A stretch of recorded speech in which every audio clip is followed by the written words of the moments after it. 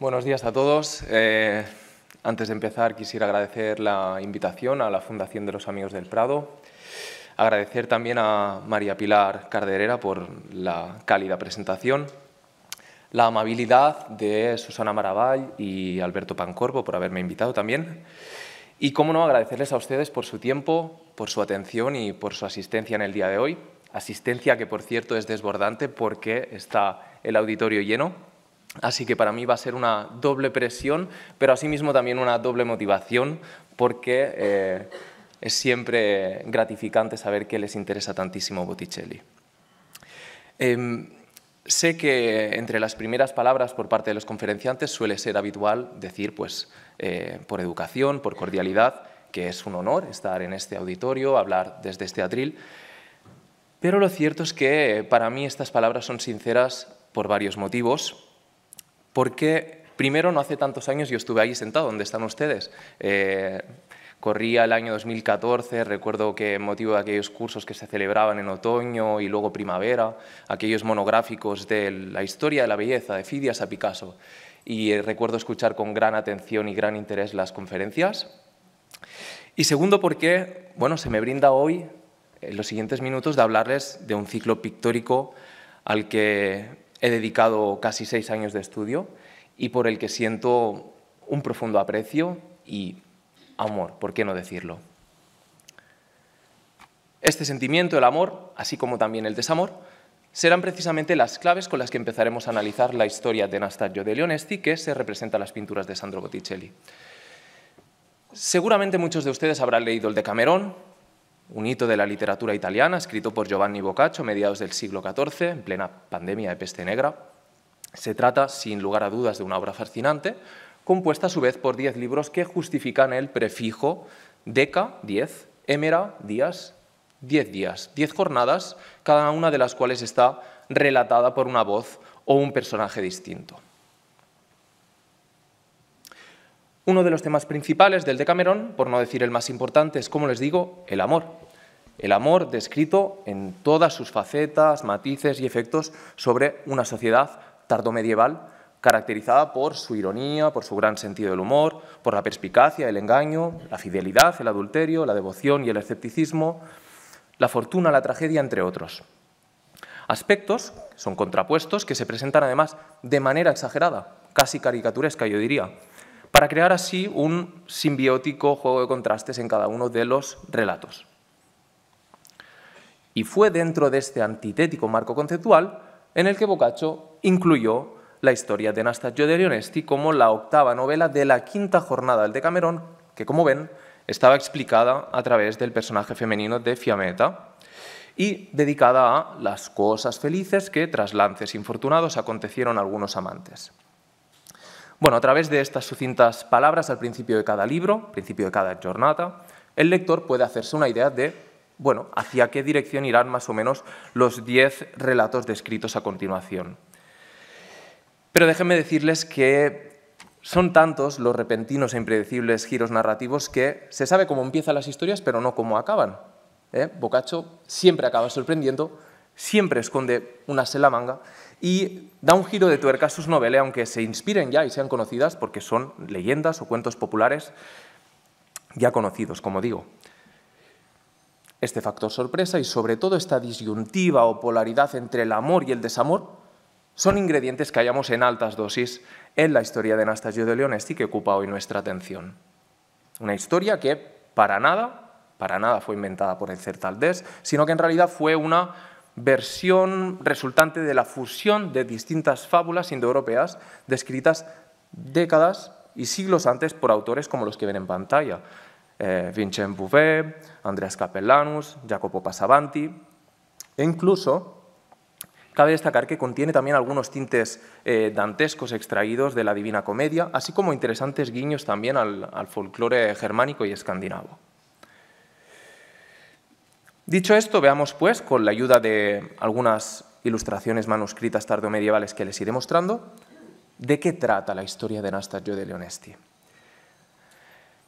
De manera resumida, la historia trata sobre los lances de amor que vive este joven de Rávena, que, ocupando el rol de protagonista, pues, sufre el rechazo de su amada, que es la hija de Paolo Traversari, el patriarca, el pater familias de una de las familias, de una de las dinastías con mayor poder y rango nobiliario de la ciudad. Nastasio también es noble, sí, pero de menor rango y, bueno, aprovecha la suculenta herencia que recibe de su padre y de su tío para derrochar tanto como puede a fin de conquistar a su esquiva y fría dama. Sin embargo, como suele suceder, pues claro, cuanto más se empeña él, más le ignora y se aleja a ella, seguramente por estos convencionalismos sociales relacionados con la jerarquía social. En esta imagen, por ejemplo, vemos cómo el joven es repudiado por su amada, junto a un caballero y a una mujer desnuda a la derecha, de los que pronto hablaré, muy pronto. Bueno, el caso es que, tras mucho insistir y mucho despilfarrar en vano, Nastasio llega a tal punto de desesperación y dolor que se plantea incluso el suicidio. Y es justo en ese momento cuando sus amigos toman la decisión de alejarle de la ciudad y le convencen para llevarle a modo de retiro a un lugar remoto o a un país extranjero, como por ejemplo España o Francia. Sin embargo, tal y como nos dice Boccaccio, aunque todos ellos aderezan con gran aparato y prevén un largo viaje, como decía Boccaccio, en realidad no se alejan apenas de Rávena, sino que acaban por acampar en el bosque de Chiasi, que solo dista a 3 millas. ¿Qué es este bosque? Es un lugar real.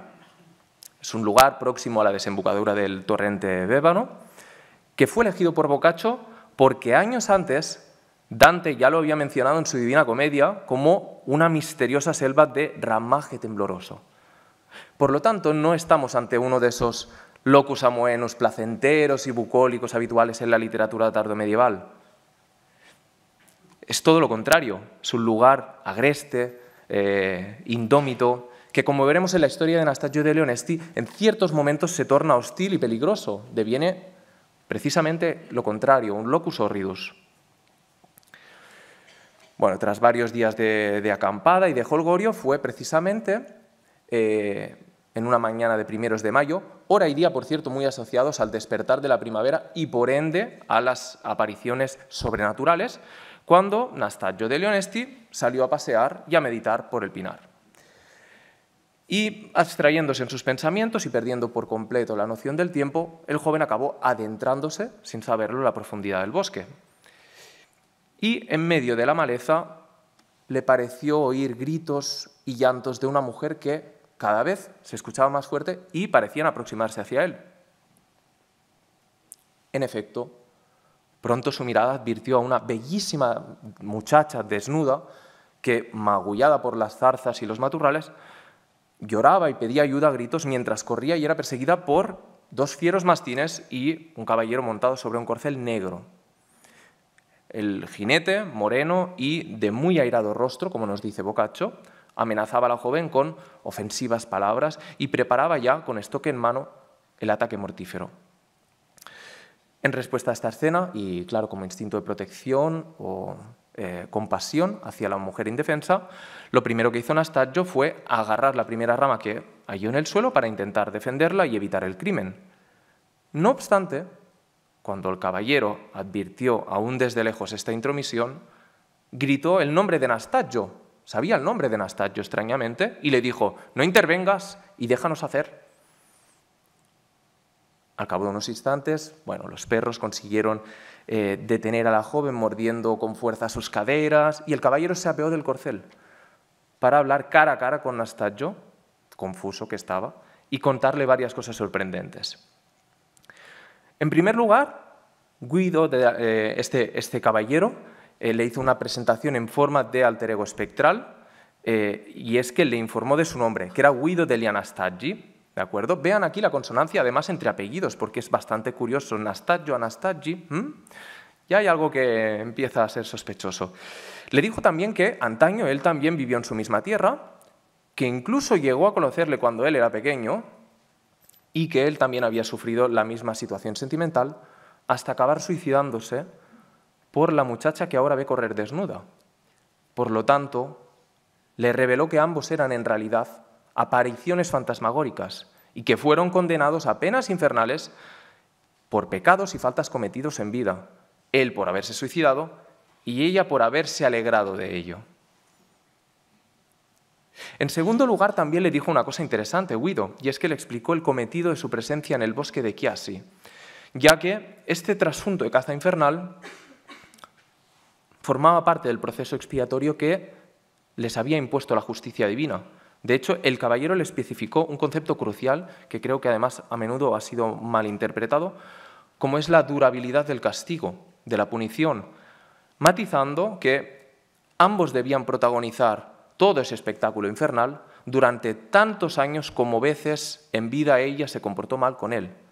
De modo que no se trata ni mucho menos de un castigo eterno, ad infinitum, como habitualmente se ha dicho, no. Es algo cíclico y que se repite por cierto tiempo, sí. Pero no debemos confundirlo con los castigos de los grandes condenados de la antigüedad, Sísifo, Tántalo, Prometeo, no. Y por último, antes de pasar a la acción, el jinete también le especificó a Anastasio, de una manera bastante controvertida, el modus operandi con el que, una vez capturada a la mujer, le infligirá el castigo. Y digo controvertido porque en el relato parecen fundirse y confundirse dos acciones muy parecidas como son lo que cuenta el caballero que hará, que literalmente le dice, Anastasio, yo ahora le clavaré mi estoque en la espalda. Eso es lo que le dice. Pero luego, tras esta explicación, lo que se dispone a hacer, según describe Boccaccio, es abrirla por el medio del pecho, para arrancarle así las vísceras y dárselas como trofeo a sus ávidos canes.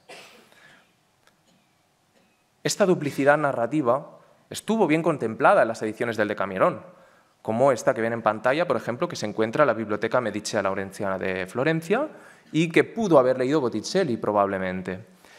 Pero, insisto, fue un motivo de constante confusión y que provocó que muchos ilustradores no supiesen diferenciar lo hipotético relatado por el caballero de aquello que realmente ejecutó.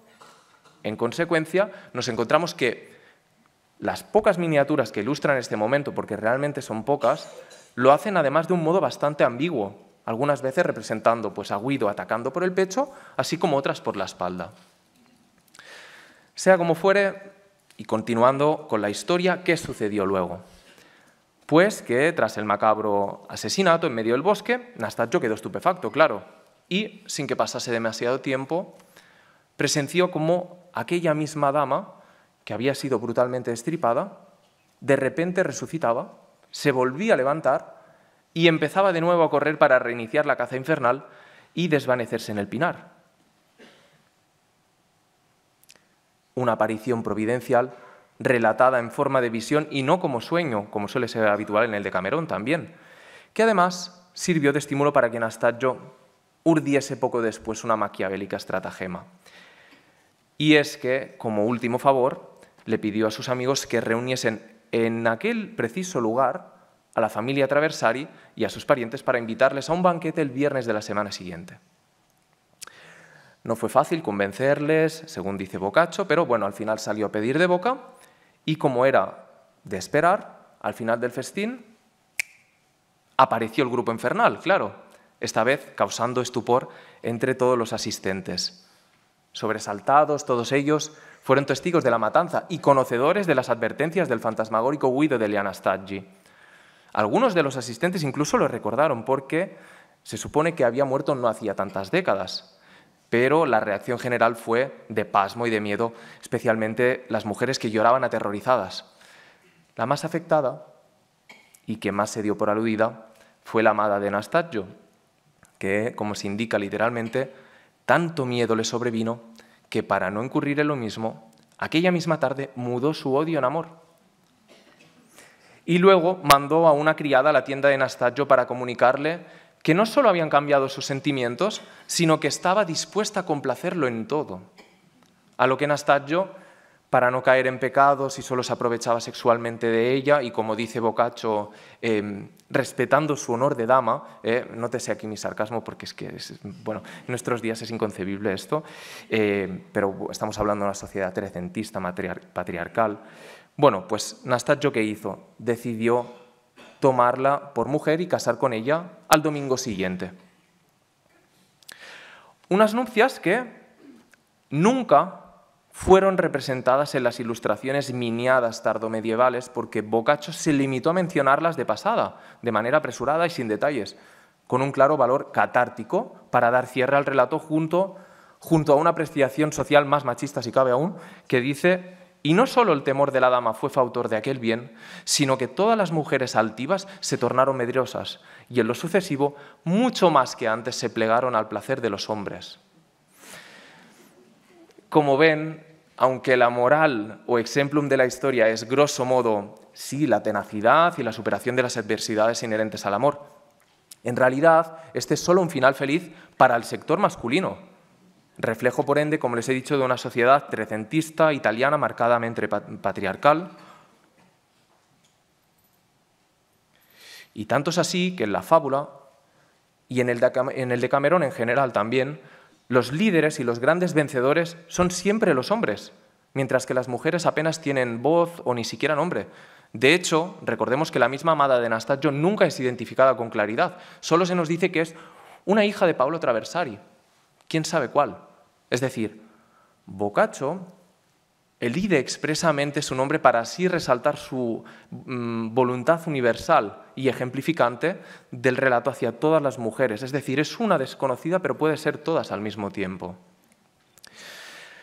Y además, en la historia de Anastasio de Leonesti también aparecen otros tópicos literarios habituales, como el tópico de la amada ingrata, el tópico del bosque como topos arquetípico de apariciones fantasmagóricos, la lucha de amor entre dos clases distintas y, sobre todo, la relación arcana entre los vivos y los muertos.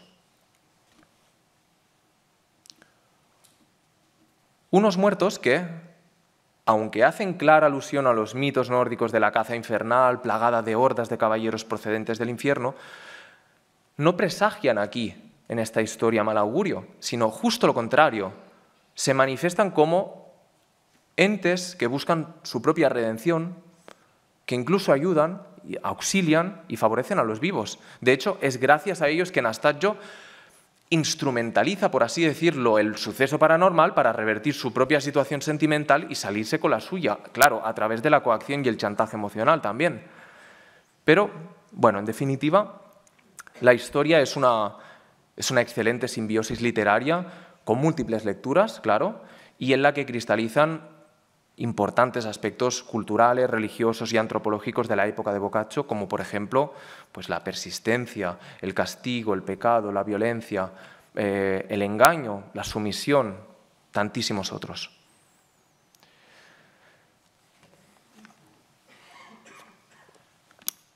Dicho esto, si bien en la trama del relato nos encontrábamos a mediados del 300, a mediados del siglo XIV, ahora saltaremos pues, unos 130, 140 años en el tiempo para situarnos en la misma ciudad de Florencia, pero esta vez en 1482, para conocer el contexto creativo de las Spaliere Botticelli.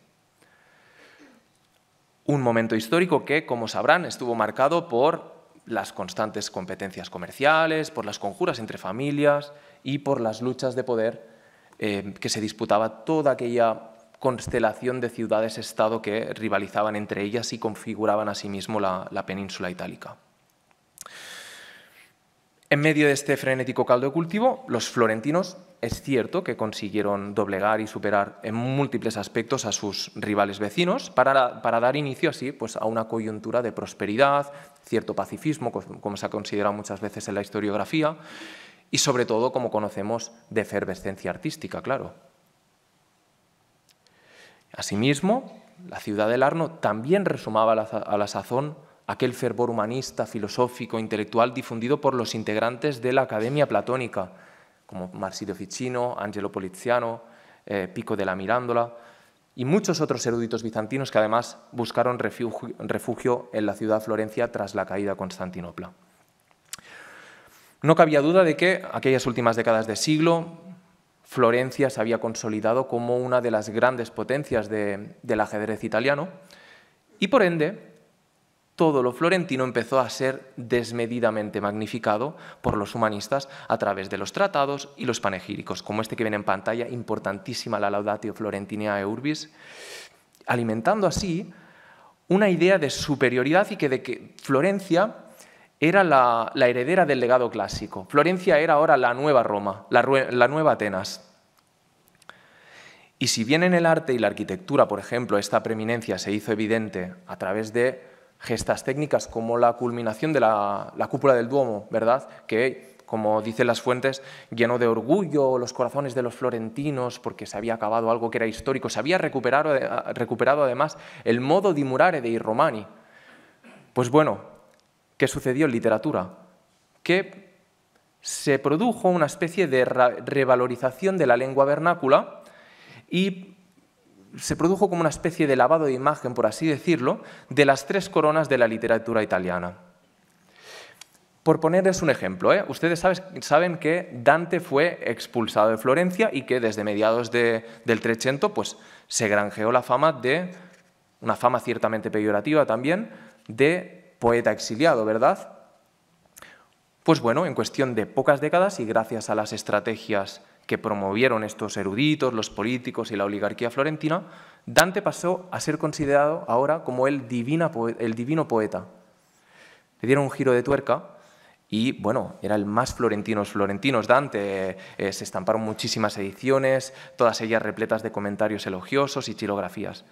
Y lo mismo sucedió con Boccaccio, porque de repente se convirtió él también en un abanderado más de la identidad florentina y su Decamerón, que pocas décadas antes había sido tachado como un libro obsceno, vulgar y, bueno, carente de importancia literaria, ahora pasó a ganarse la consideración de crónica social, de fuente moralizante para los más jóvenes. De hecho, tanta fue la morbosa fascinación que suscitaron aquellas historias picantes en la jet set, que, según nos cuentan las crónicas, el Decamerón se convirtió en uno de los libros más preciados de finales del 400, se convirtió en un objeto de colección e incluso como fuente de inspiración para el mismo Lorenzo de Medici, quien parece que se animó a escribir dos fábulas a imagen y semejanza de aquellas del Decamerón. Si no recuerdo mal, la novela di Ginebra y la novela di Jacopo escribió. Y Lorenzo el Magnífico, Lorenzo de Medici, le introduzco aquí porque fue un personaje doblemente importante en nuestra historia. Por un lado, porque su mencionada fascinación por el Decamerón ejerció sin duda un gran peso en la elección de los temas pictóricos que encargaba la oligarquía local que le apoyaba. Si a él le gustaba el Decamerón, pues intentaban siempre llevar a cabo comitencias relacionadas con esos temas. Pero por otro lado, porque en realidad las pinturas con la historia de Anastasio degli Onesti fueron creadas para conmemorar un matrimonio y quien lo hizo posible fue él, vinculando las familias Pucci y Vini, haciendo de casamentero, o como se llamaba entonces, mezzano. Por lo tanto, Lorenzo fue el nexo de conexión entre Botticelli y el comitente de las pinturas, Antonio Pucci, este hombre que ven aquí, a la derecha, de cabellos blancos en los lados de la cabeza calva y siempre retratado vestido de negro. Antonio Pucci es un personaje muy relevante en la arena política florentina de mediados del 400, fue también un férreo aliado de los Medici y que en este caso, con motivo del enlace nupcial de su hijo Gianozzo, en la primavera de 1483 se casaba Gianozzo, pues Antonio, su padre, pagó la decoración de la alcoba nupcial donde vivirían juntos los recién casados. Una decoración que, por tradición local, podía ser pagada por el novio o bien por el padre del novio y comprendía normalmente esto que ven en pantalla. Un letuccio da dormire, que era lo que entendemos hoy en día como cama, porque luego está el de la derecha que les he puesto, que esto es un letuccio da sedere, que era como una especie de sofá para dormir un ratito, para echar la siesta. Luego dos grandes casones, casoni o cofres o arcones, que era donde se guardaba la ropa, los libros y demás objetos personales. El letuccio, la cama y los dos casones era el pack básico, por así decirlo, era lo habitual. Pero si además el poder adquisitivo de la familia lo permitía, y era una familia de alto poder, también se añadían al encargo unas espaliere, que eran estas tablas de madera colgadas a la altura del espalle, como indica la terminología, a la altura de los hombros, que estaban enmarcadas todas ellas en forma de friso continuo, con taraceas o paneles de madera, cuya función inicial fue aminorar la humedad de las alcobas, así como también otros objetos, como eran, por ejemplo, los tapices, claro. Todo esto, insisto, fue pagado casi con total seguridad por Antonio Pucci, quien debió encargarlo unos meses antes al taller de Botticelli, seguramente en otoño de 1482. Como el resto de encargos similares, se trataba, claro, de una empresa interdisciplinar en la que participaban carpinteros, pintores, doradores, taraceadores. Durante varios meses todos ellos trabajaban codo con codo para crear a medida y ensamblar al centímetro, esto está calculado para enmarcarlo, para que todo coincidiese junto al resto de muebles que estaban empotrados, que formaban parte del registro inferior de madera que solía recorrer las habitaciones. Solo para que se hagan una idea, les he puesto aquí una reconstrucción. Es cierto, es el estudio de Lorenzo de Medici, no es una alcoba nupcial, pero bueno, creo que me sirve para que ustedes vean además la dualidad de registros, esta parte inferior de madera y luego la parte superior en la que colgaban las espaliere, que en este caso aquí está vacío, pero algunos de ustedes lo sabrán que aquí es donde estuvieron colgadas las míticas pinturas con la batalla de San Romano de Paolo Uccello. Eran 3 pinturas que hoy en día también se encuentran en 3 museos distintos. Bueno, el caso es que, según expertos, la doble correspondencia de algunas de las medidas de las espaliere, de la historia de Anastasio de Leonesti, sobre todo la primera con la segunda, la tercera con la cuarta, como pueden ver, esta coincidencia de medidas delata una posible colocación en 2 muros opuestos en la alcoba del Palazzo Pucci, es decir, 2 y 2. Y esto fue un reto para Botticelli, sobre todo por 2 motivos.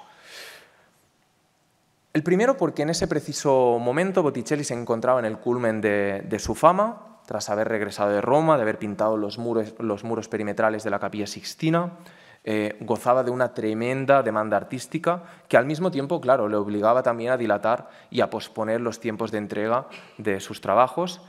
Y tanto era así que tuvo que contratar a pintores, a colaboradores y ayudantes que justifican a su vez el carácter heterogéneo y ecléctico de sus obras por aquellas fechas, década de 1480.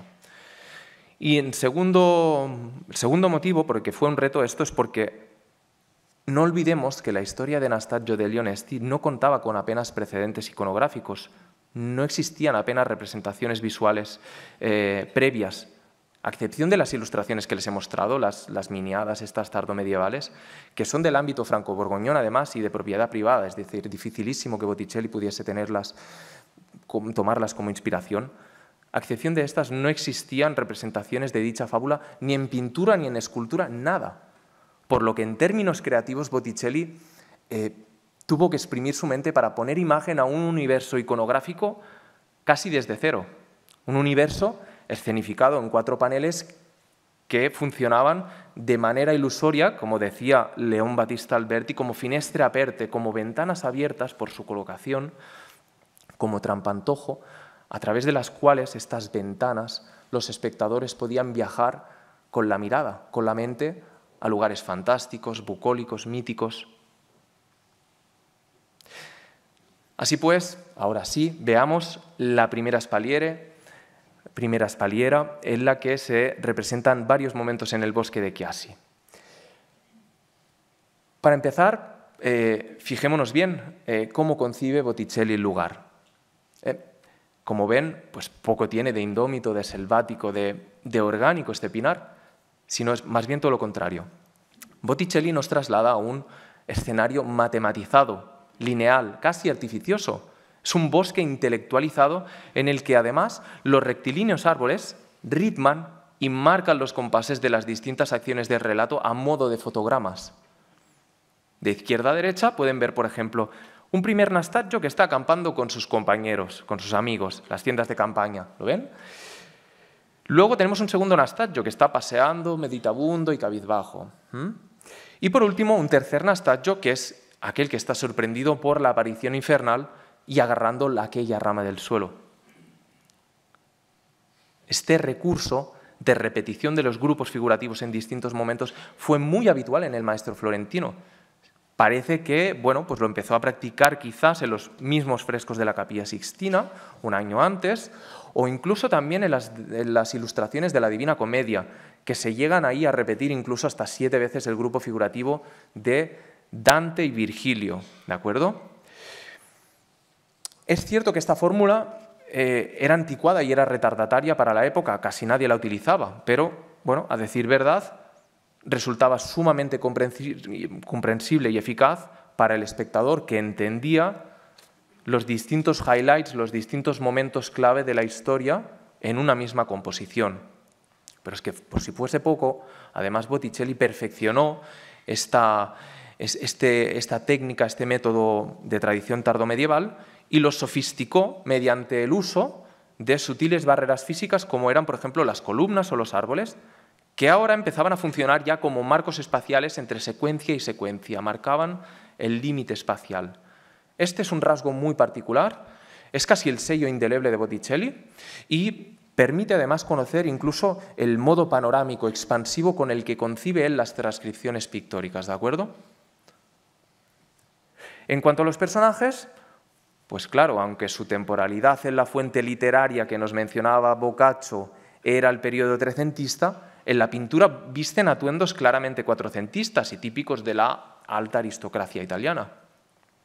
Las mallas rojizas de Nastagio no solo hacen alusión a las prendas costosas teñidas con el kermes, que era un insecto extraído del que se extraía el pigmento, sino que en realidad las mallas, ese color, establece una clara correspondencia con el color rojo también del caballero.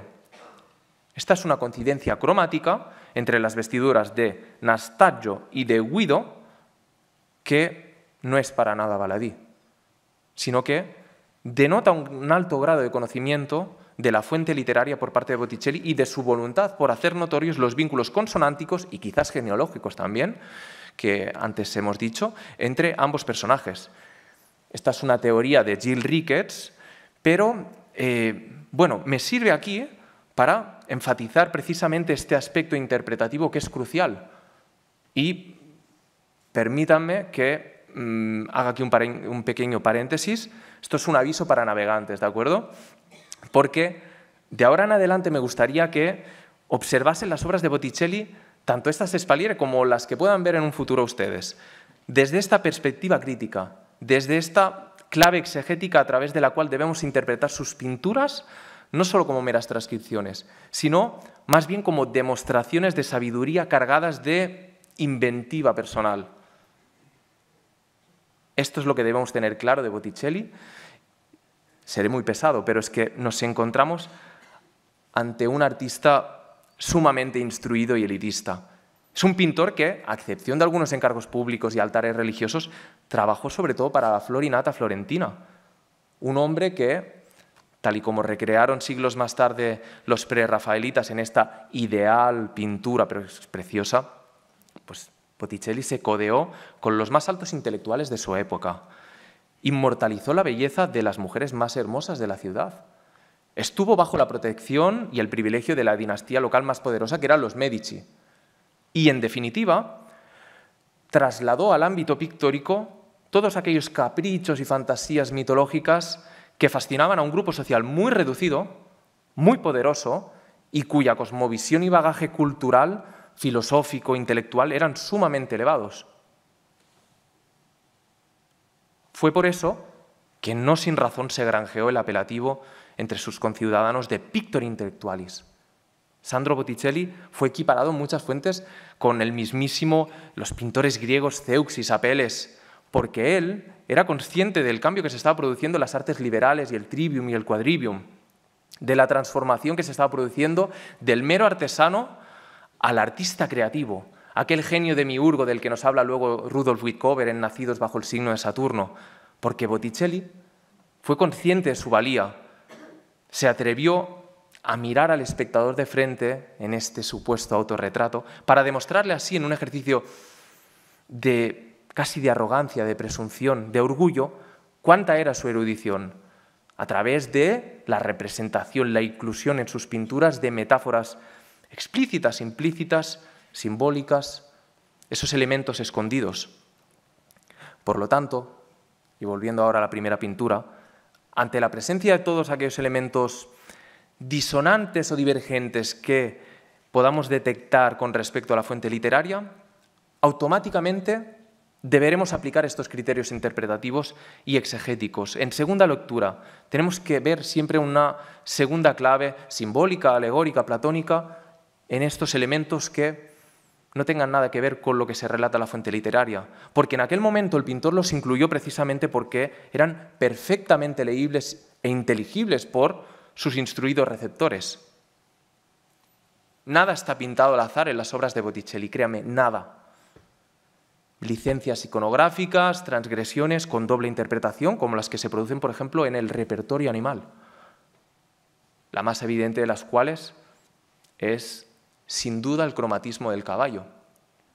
Un corcel infernal que Boccaccio nos describe de color negro y que, contrariamente, Botticelli nos lo pinta en tonos níveos, blanquecinos. Ante semejante elección cromática, la pregunta más obvia que nos surge es ¿por qué motivo Botticelli lo pintó así, aún conociendo de sobras perfectamente la fuente literaria? Y la respuesta, déjenme decirles, que no es para nada fácil. De hecho, hay varias teorías al respecto. La primera defiende que Botticelli usó el color blanco por una cuestión lumínica y para que cromáticamente pudiese armonizar con el resto del ambiente diurno de la escena. La segunda teoría propone que el maestro en realidad pudo optar por unos tonos más claros porque tomó como inspiración algunas de las miniaturas que hemos visto antes, una en particular que estaba en Florencia, pudo tomar como inspiración esa. Y la tercera teoría más convincente, en mi opinión, teniendo en cuenta siempre hasta qué punto tiene una importancia simbólica todo lo que él hace, es que invirtió el cromatismo de negro a blanco para así transformar también la connotación infernal y negativa, peyorativa, despectiva, para convertirla en algo positivo, salvífico y casi celestial. Es decir que, aunque el grupo ecuestre, es que es un grupo infernal además, y siempre nos es descrito como portador de violencia y portador de muerte, para Botticelli en realidad pudo prevalecer o pesar más el hecho de que Guido degli Anastagi se presentase como un antepasado de Anastasio para aconsejarle y cambiar su destino a mejor. Porque, bueno, eso coincide además también con la mentalidad machista tanto del Trecento como del Quattrocento, y más en unas pinturas destinadas a instruir a unos esposos que por lo general ellos tenían 30 años normalmente y ellas entre 14 o 15, y con las que, claro, a través de las pinturas, a través de enfatizar las ideas más patriarcales, se podía pues remarcar la autoridad, la propiedad del marido sobre la mujer, sobre la aún maleable mujer, que eran muy jóvenes. Por lo tanto, son aspectos socioculturales que justifican quizás este carácter heroico. ¿Por qué se cambia el color de repente para que sea un grupo redentivo?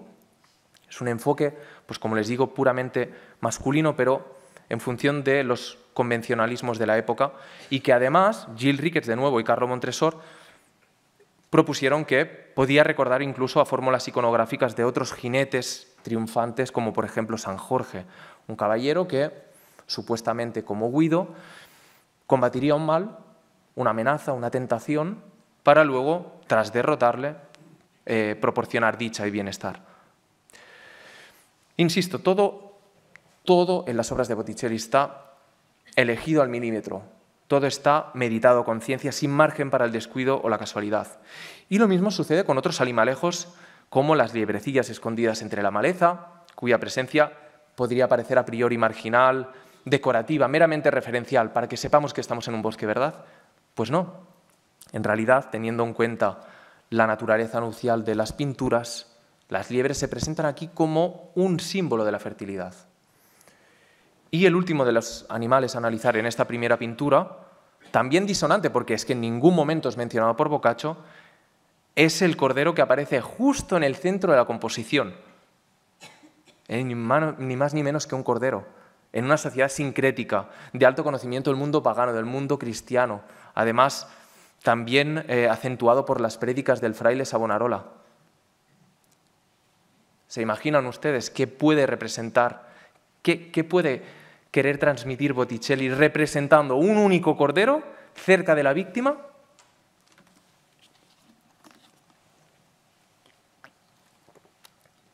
Pues como estarán pensando, Se trata de una posible y muy factible alusión al Agnus Dei, al Cordero de Dios, a la idea de que inminentemente una víctima será ofrecida en sacrificio para obtener así una redención.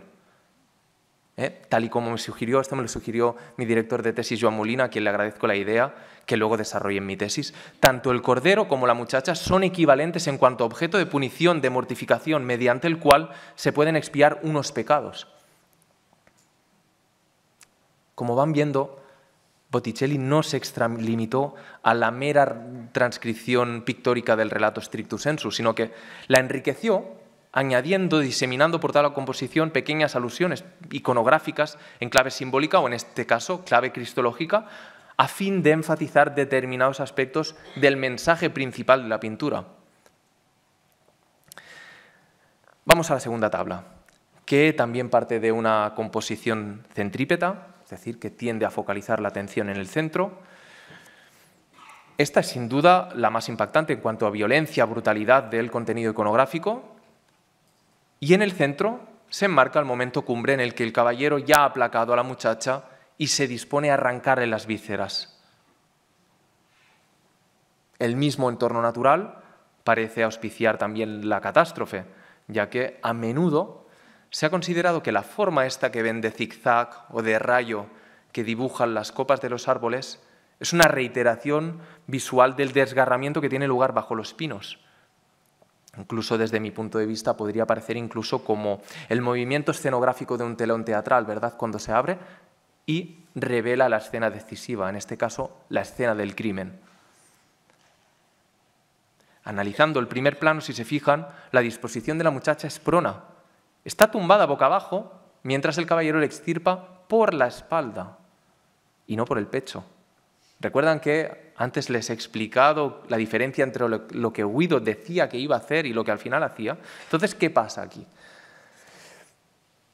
¿Creen ustedes que nuevamente Botticelli cometió un error de interpretación igual que los ilustradores medievales?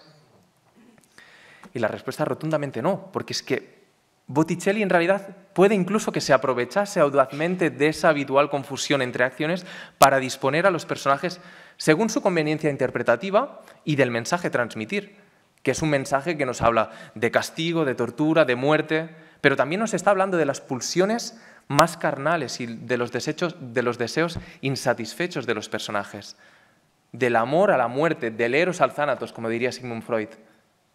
Y es que según la interpretación en clave sexual de Susan Wofford, este posicionamiento de los personajes puede interpretarse como una violación simbólica por parte de Guido degli Anastaggi.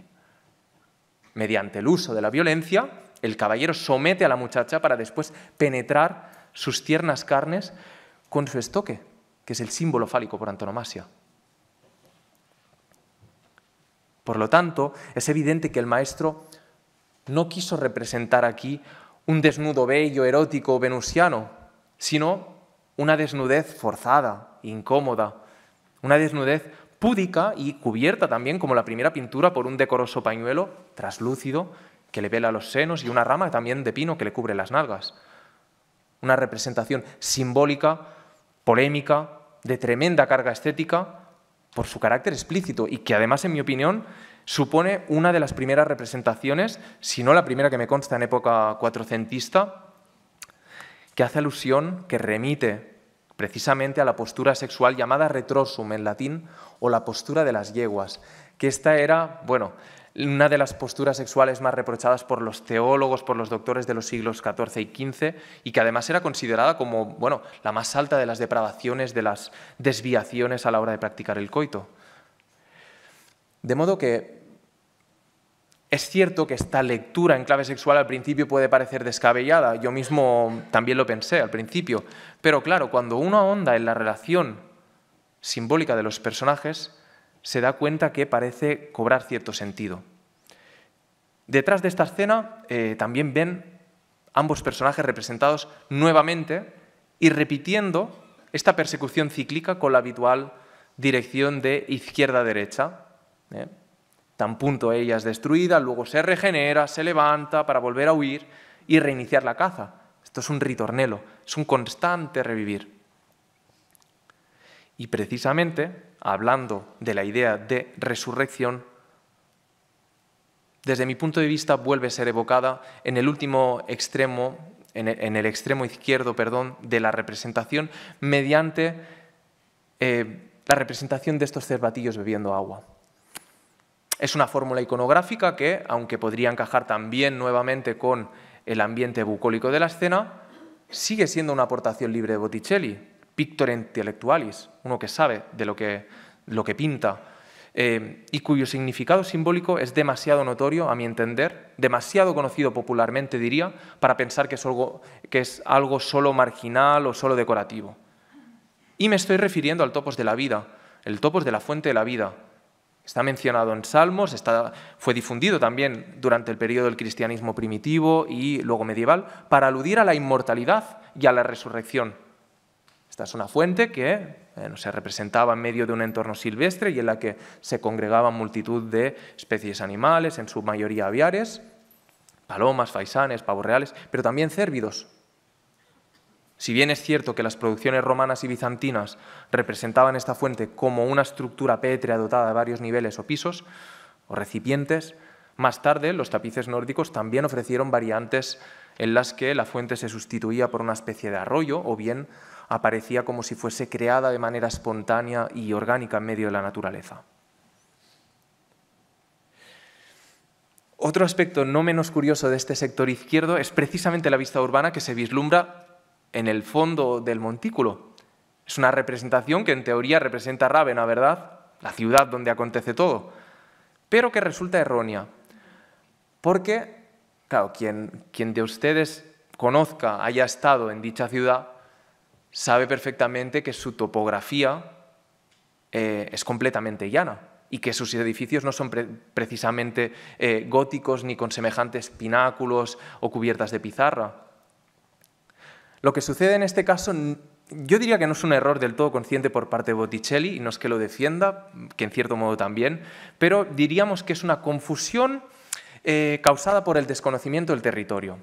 Es decir, el desconocimiento como el que también con muchos otros artistas cuando no sabían cómo representar, por ejemplo, un animal exótico que nunca habían visto, una jirafa, un elefante, o incluso razas de otros países, otros lugares. ¿Qué hacían? Los artistas recurrían a las estampas, a los grabados que circulaban por aquel entonces en los talleres. De modo que mi teoría en este caso es que por la coincidencia formal que pueden ver aquí de elementos arquitectónicos de la ciudad pintada, a mi entender fue copiada o tomada como inspiración de un elenco específico de vistas urbanas como era el Liber Chronicarum. Ven, por ejemplo, la coincidencia, el torreón circular, el puente con tajamares en ángulo, esta especie de iglesia con una torre rematada con pináculos.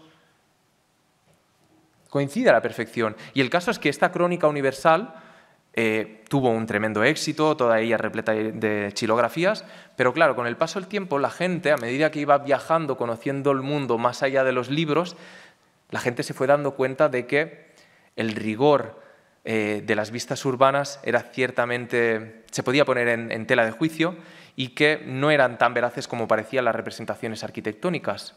Esto no era Rávena. De hecho, basta echar un simple vistazo, y esto también le debo la ayuda a Gerardo Boto por su perspicacia, de hacerme ver que realmente cuando uno analiza precisamente todo el Liber Chronicarum, la misma incisión que utilizó Botticelli para representar Rávena fue la misma que Schedel había utilizado para representar otras ciudades como Pisa, Toulouse, Tívoli e incluso Troya. Representaciones que son ideales, porque puede que estén construidas, sí, a base de algunos edificios o puentes o torres reales, pero en realidad están mezcladas con muchas otras inventadas en un trasunto de collage. Esto es un patchwork, esto es una mezcla. Por lo tanto, lo sucedido o lo trasladado en el paisaje de la pintura, esa pintura de Botticelli, no es del todo un error, sino que es la copia literal, podríamos decir, de un grabado que a su vez está representando algo que es completamente ideal y fantástico. Y que, bueno, se lo explico aquí porque, en todo caso, es una anécdota que nos permite a nosotros conocer, esto para los historiadores del arte es oro, porque sabemos ahora ya, con certeza, que, al menos en el taller de Botticelli, se estaban utilizando este tipo de fuentes, este tipo de repertorios visuales con los que Botticelli y sus colaboradores, cuando no sabían cómo representar algo, complementaban sus pinturas con ello. Y, bueno, hablando del proceder técnico y de la impronta botticelliana, tenemos aquí un Nastaggio de Leonesti atónito, de estilo mucho más depurado con respecto al de la primera Spaliera, que como pueden ver la mandíbula, el ceño, las líneas de expresión aparecen mucho más marcadas, más duras que el anterior rostro juvenil. También la aplicación de las luces y las sombras son mucho más contrastadas e incluso el mismo Nastaggio se representa mucho más dramático, este segundo con respecto al primero, en sus gestos. Se representa de manera más botticelliana, aunque es cierto que haya expertos como Alessandro Cecchi y Michel O'Malley que vean en él la mano de un colaborador cuyo estilo es muy parecido a Botticelli, de hecho, que es Jacopo di Domenico di Papi, que era un pintor muy activo en el taller de Botticelli en 1480. En cualquier caso, los elementos que, en mi opinión, son indudablemente obra de Botticelli son precisamente los que se concentran en el registro derecho. Son estos rabiosos canes que, fíjense cómo contraen y retuercen los cuerpos mientras están devorando el corazón y las entrañas de la joven, y sobre todo el corcel blanco. El corcel grácil y robusto a partes iguales, que sinceramente a mí me parece una de las representaciones equinas más bonitas de toda la producción de Botticelli.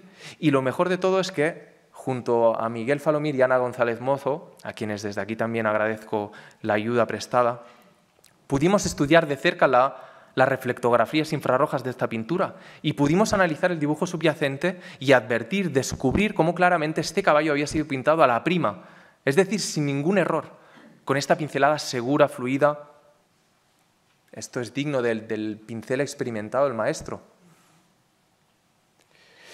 Y habiendo mencionado el nombre de un colaborador, como era Jacopo di Domenico Papi, pues ahora, con la tercera Spaliera, es necesario mencionar también el nombre de Bartolomeo di Giovanni, un pintor que se abrió camino de manera independiente, que fue contratado habitualmente en otros talleres como el de Ghirlandaio, y quien por forma, estilo y color podríamos atribuir esta pintura, que es claramente disonante a las dos primeras. La mayoría de estudiosos estamos bastante convencidos de que la empresa pictórica en general, el ciclo de las Spaliere con la historia de Nastaggio de Leonesti, fue una empresa pictórica conjunta que avanzó siempre bajo las directrices y bajo la supervisión del maestro, claro. Sin embargo, la reflectografía infrarroja, insisto, la tecnología actual es que es clave en esto, nos ha revelado interesantes pistas que nos llevan a pensar que, en concreto, esta pintura, esta tercera tabla, pudo ser pintada de manera independiente al resto y que, en todo caso, pues, fue entregada y, con el resto, cuando se acabó, incluso podría ser que Botticelli diese algunos repintes o que se hiciese algún tipo de esfuerzo para hacerla homogeneizar a nivel estilístico con el resto, pero el caso es que, como pueden ver, la composición, esto es gracias a la reflectografía infrarroja, la obra, la pintura está repleta de corrección en corso d'opera, es decir, cambios, dudas o simplemente errores en la proyección de los cuerpos, en la proyección de las manos, en las expresiones, en las dimensiones de los personajes. Esto, créanme, que es algo fuera de lo común, esto es algo muy excepcional y que denota además la mano de un maestro que está ciertamente indeciso, no sabe exactamente, un maestro inseguro, que no sabe cómo representar determinados momentos del relato. Aunque lo cubra luego y lo acabe, esto lo sabemos. Y sea como fuere, pues bueno, a pesar de estas imprecisiones técnicas, no quisiera tampoco criticar demasiado a Bartolomeo Giovanni porque, pobrecito, pues consiguió transcribir de un modo bastante interesante el banquete, sin olvidar tampoco la inclusión de algunos elementos simbólicos, y de hecho, comparando con las ilustraciones de los manuscritos o con las otras pinturas, vemos que Di Giovanni es bastante más generoso en cuanto a los repertorios figurativos, en cuanto a la variedad cromática, los elementos ornamentales.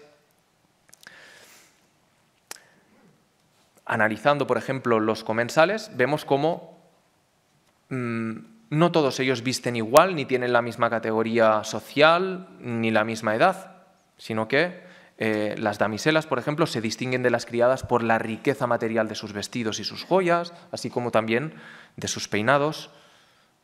Vean aquí, la más elegante de las jóvenes es sin duda esta que luce el vestido blanco. Un vestido blanco con ribeteados dorados, que en la Florencia de la época era además considerada el atuendo más lujoso, que estaba solo reservado a las novias, además, y con el que Botticelli también ensalzó la belleza y la gracia de sus diosas. Este es un detalle que, bueno, si bien llama la atención del espectador para indicarle que es ella la enamorada de Nastagio, también le desvela, le anticipa, o como dicen los jóvenes de hoy en día, le hace spoiler, porque de pronto se sabe que va a tener lugar un enlace nupcial, porque esta mujer ya está vestida de novia. En cuanto a los jóvenes y los hombres, es también gracias a las tipologías de vestidos y a los gorros que podemos diferenciarles entre ellos. Estos últimos, los mayores, los más adultos, solían llevar estas camisas oscuras de una sola pieza, porque el color negro era el más prestigioso en la época, y pues además también llevan esta especie de collarines, capas de alta calidad que cubrían los hombros. En fin, como ven, todo esto es un elenco de la moda cuatrocentista reflejado pues, a través de los personajes de la ficción literaria. Sin embargo, pues justo en este punto debo mencionarles que, además de todos los personajes de la ficción literaria, tenemos la presencia de un personaje que no es ficticio. Es un personaje real y un personaje con el que, bueno, voy a poner a prueba su retentiva, porque si han prestado atención a lo que he ido diciendo antes, en diapositivas anteriores, recordarán quién es. ¿Quién es? Sin miedo.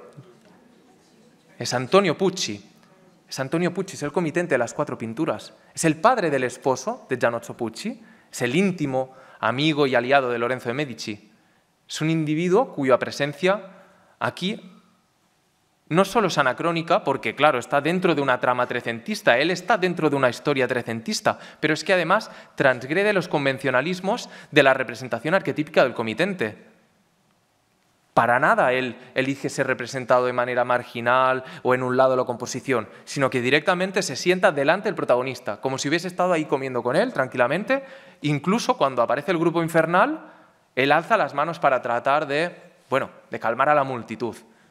Es decir, participa activamente como mediador o pacificador en la escena, haciendo alarde de su liderazgo, de su capacidad conciliadora, por los que era muy bien conocido en la Florencia de la época. Y del mismo modo que la pintura dejaba entrever el carácter del comitente, también daba reflejo de las simpatías políticas y fuertes vínculos con la familia Medici, de nuevo. La representación de las bolas mediceas, que es pues estos símbolos que configuran el estema, el blasón, el escudo de armas de los Medici, aparecen en esta pintura escondidas sutilmente en el interior de este cuenco, pero también aparecen, por ejemplo, claramente en uno de los 3 escudos de armas del registro medio de la composición. Rodeados con guirnaldas, todos los escudos de armas, aparecen, por ejemplo, en primer lugar el escudo de los Pucci. La familia Pucci se identificaba con la cabeza de Moro, porque anteriormente se habían llamado los Saracini, pero luego cambiaron el apellido, porque esto era muy habitual también en las familias del Renacimiento. Los Tornaquinci se volvieron los Tornabuoni, porque tuvieron cierta prosperidad. Y bueno, los Pucci pues cambiaron precisamente su apellido. El estema del medio, el de los Medici. Y en último lugar, el escudo de armas, que está partido, es mixto, entre la familia Pucci y los Vini, que estaba haciendo alusión claramente al enlace nupcial entre Gianozzo Pucci y Lucrezia Vini. Y lo curioso del asunto es que, claro, todos estos escudos están rodeados también por una larga guirnalda repleta de piñas doradas, que claramente hacía alusión a la fertilidad y a la procreación que se esperaba tras la unión nupcial. Porque consumar y tener hijos era el sello para afianzar las alianzas en la época, de manera que los jóvenes estaban casi obligados a tener hijos de inmediato Y la compleja iconografía de estas pinturas contempla precisamente estos deseos familiares, estos buenos augurios, a través del símbolo apotropaico de las piñas, pero también a través de otro símbolo iconográfico, que es este tocón del que brota un esqueje. Que esta es una idea de origen bíblico, fue muy conocida popularmente, llegó a ser esbozada incluso por el mismísimo Leonardo da Vinci, y que aquí vemos representada en varias ocasiones, especialmente encima del escudo partido, es entre los Pucci y los Vini, como señal de renacer, de un árbol cortado vuelve a renacer y vuelve a resurgir una nueva rama, en este caso genealógica, es lo que se esperaba, no tuvieron hijos, ya se lo anticipo. Y bueno, llegando a la recta final de esta conferencia, pues si existe una pintura calificable de manifiesto sociopolítico y que rebosa alusiones filomediceas, esa sin duda la cuarta y última espaliera del ciclo. Es una obra que a mí me sabe mal así aquí decirlo, pero es la más original en términos de inventiva, porque Botticelli aprovechó la carencia de las palabras de Boccaccio para permitirse hacer gala directamente de toda su creatividad y componer una composición, crear una composición única, extremadamente placentera, casi ideal, casi quimérica por varios motivos que ahora veremos. Para empezar, el fastuoso banquete nupcial tiene lugar bajo esta especie de palco o loggia de inspiración brunelleschiana que recuerda claramente a la Basílica de San Lorenzo, la iglesia de los Medici. Y sin embargo, a pesar de estas similitudes, esta estructura arquitectónica que está abierta, sustentada por pilares cuadrangulares, si fuese construida en la realidad, esto cualquier amigo arquitecto lo sabría de buenas a primeras ya a ojo cubero, es que se caería, se derrumbaría inmediatamente a causa de la ausencia precisamente de los contrafuertes en las partes laterales. No hay aquí ningún tipo de elemento arquitectónico que permita que esté en pie y además siendo de piedra. Por lo tanto, es una construcción utópica. Es uno de esos caprichos arquitectónicos que solo puede tener lugar en pintura o sobre el papel. Y bajo dicha marquesina, pues tenemos aquí también a los invitados y a los gráciles camareros que se dividen por sexos en los extremos. A nuestra izquierda el sector femenino, que aparentemente parece estar conformado por representaciones indefinidas de naturaleza literaria, como en la tercera espaliera. Son estas mujeres, como ven, de tez clara, cabellos rubios, que se aproximan bastante a la descripción del constructo petrarquista de la Donna Angelicata.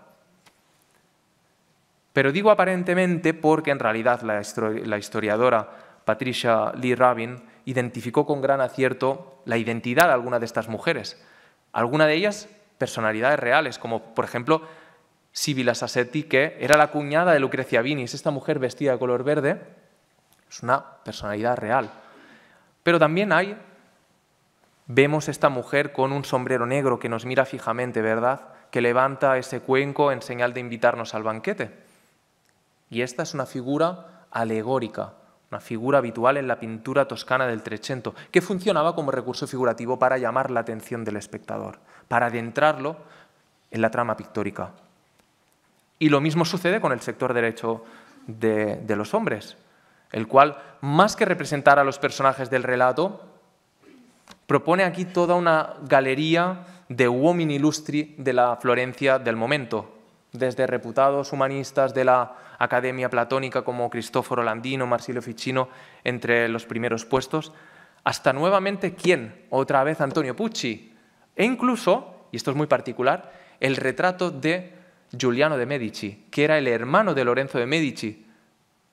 Pero es que Giuliano había fallecido en 1478, el 26 de abril, en la llamada Conjura de los Pazzi. Por lo tanto, aquí, esto, que fue pintado en 1482 y entregado en 1483, es un retrato póstumo, post-mortem.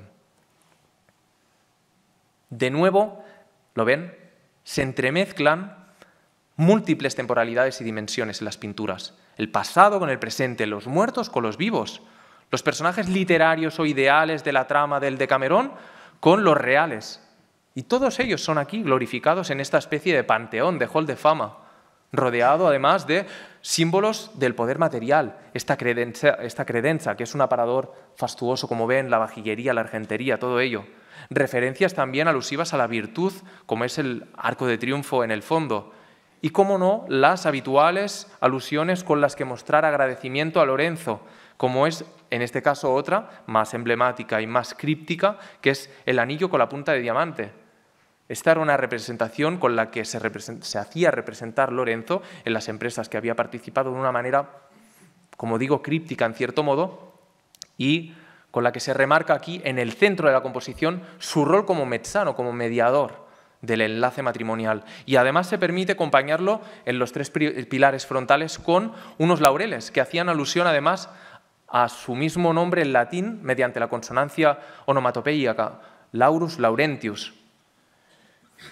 Como ven, bueno, la cuarta espaliera pone el broche final al ciclo de la manera más fastuosa, de la manera más enfática, de la manera más conmemorativa hacia la familia Medici, que innegablemente fueron omnipresentes y omnipotentes en la mayor parte de las producciones, de las promociones artísticas de la Florencia del 480. Una pintura con la que se cierra el ciclo pictórico, cuya moral literaria, hemos dicho, en términos generales, el ciclo de Anastasio de Leonesti, en el que se exalta la perseverancia, la inteligencia, la capacidad de redirigir las cosas, y con las que Anastasio consiguió cambiar su destino, dominar sus tentaciones y problemas para convertirse en un hombre, entre comillas, civilizado, para crear una familia. Y este es un estadio de virtud y de elevación moral que, según los ideales platónicos de la época, se alcanzaba sobre todo a través del matrimonio. Este es el verdadero acto catalizador, es el matrimonio. Es el matrimonio tanto de la fase final de Anastasio como el de los jóvenes Gianorso y Lucrezia, que eran los receptores de esas pinturas. Porque con las pinturas se daba inicio a la vida matrimonial con la que ambos tenían que madurar, aprender a superar las adversidades, igual que lo hizo Anastasio al salir de aquel bosque que representaba la inestabilidad y el extravío, para a fin ambos llegar a ese triunfo amoroso en un escenario que alude a la Civitas por antonomasia, que era Roma, o bien Florencia, representada en forma de la nueva Roma, la Florencia resurgida. En definitiva, el ciclo pictórico con la historia de Anastasio de Leonesti es mucho más que un conjunto decorativo que embellecía una cámara nupcial. Para nosotros hoy en día supone una representación de carácter instructivo, moralizante, destinada a esos jóvenes esposos que las veían cada día, además.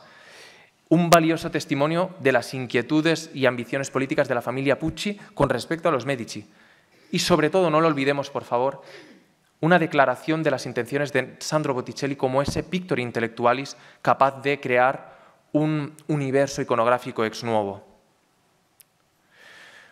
Para acabar, ahora sí que sí, esperando haberles suscitado la curiosidad y la atención para ir a ver de cerca las tres espaliere conservadas aquí en el Museo del Prado, solo quiero decirles que lo que he contado hoy es la punta de un iceberg de tantísimas cosas fascinantes que quedan por contar sobre estas pinturas. Infinidad de cosas y de aventuras que, como ven aquí en pantalla, por ejemplo, tuvieron lugar antes de llegar al Museo del Prado, y es que estuvieron en Londres, por ejemplo.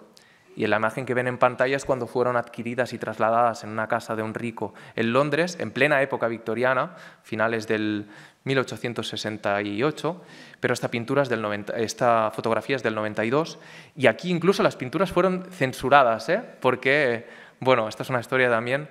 El momento incluso en que a principios del siglo XX se dividió el ciclo para venderse 3 por un lado, que luego compró Francisco Cambó, y la última, que volvió a Londres otra vez, para ser comprada en 1967 por el diseñador y marqués prestigioso Emilio Pucci, que la cobijaría, ahora sí como ha dicho María Pilar, en el Palazzo Pucci. La obra está en el mismo lugar para el que fue concebida después de 600 años, fíjense la paradoja. Incluso también hay muchas cosas por contar acerca de la peligrosa fase de salvaguarda artística que tuvo lugar durante la Guerra Civil Española y las respectivas evidencias físicas de los frenéticos traslados, como son, y esto lo verán ustedes ahora si van a ver las pinturas, que son los números, estos de color rojo en el extremo inferior derecho, estos son los números de inventario con los que eran identificadas las obras durante la Guerra Civil. Fascinante. O incluso, el no menos interesante y muy celebrado mediáticamente, acto de la donación de las pinturas en 1982 saltemos del 400 a nuestros días, y es que fue donada por parte de Francisco Cambó mientras él estaba desde Buenos Aires exiliado y se carteaba con Francisco Javier Sánchez Cantón. Como les digo, todas estas historias son dignas de una película de Hollywood, créanme.